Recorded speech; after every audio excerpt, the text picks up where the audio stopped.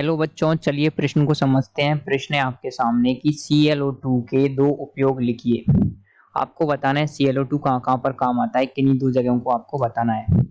तो इस प्रश्न की जो मुख्य अवधारणा है वो आपको पता होना चाहिए कि ClO2 के मुख्य उपयोग क्या-क्या होते हैं, तो आपको उसके दो उपयोग बताने हैं। तो मुख्य अवधारणा आ जाएगी आपके ClO2 के उपयोग आपको पता होने चाहिए। तो आपको पता होना चाहिए ClO2 कहाँ पर काम आता है। तो सबसे पहले आप देखेंगे ClO2 क्या होता है। देखिए ClO2 में आप देखेंगे, देखिए ClO2 एक प्रबल कारक होता है।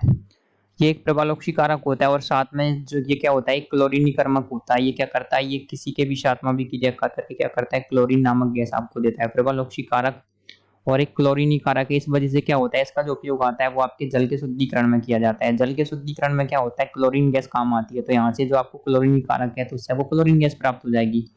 प्रबल ऑक्सीकारक और क्लोरीनीकारक होने के कारण इसका उपयोग किया जाता है आपके जल शुद्धिकरण में। इसका उपयोग किया जाता है, तो जल शुद्धिकरण में इसका उपयोग आ जाएगा। सेकंड कारण आ जाएगा, देखिए ये क्या होता है, इसके अंदर क्लोरीन गैस पाई जाती है और क्लोरीन गैस के अंदर एक गुण पाया जाता है वो, और इसके अंदर ऑक्सीजन भी पाई जाती है। तो आपके जो मुक्त ऑक्सीजन और क्लोरीन गैस के अंदर एक गुण पाया जाता है वो ये होता है कि ये क्या होती हैं, ये भ्रंजक होती हैं। इनमें क्या होता है, ये एक प्रबल भ्रंजी कारक, भ्रंजक यानी कि किसी भी चीज का जो रंग है उसको निकाल देती हैं। तो ये क्या होता है, एक भ्रंजक की तरह काम में लिया जाता है। तो इसका कारण जो काम आता है भ्रंजी कारक की तरह काम में लिया जाता है। तो इससे क्या होता है, काष्ठ काष्ठ लुगदी और जो काष्ठ लुगदी और जो विभिन्न वस्त्र है ना, उनका जो आपके क्या क्या किया जाता है, उनका भ्रंजन करने में इसका उपयोग लिया जाता है।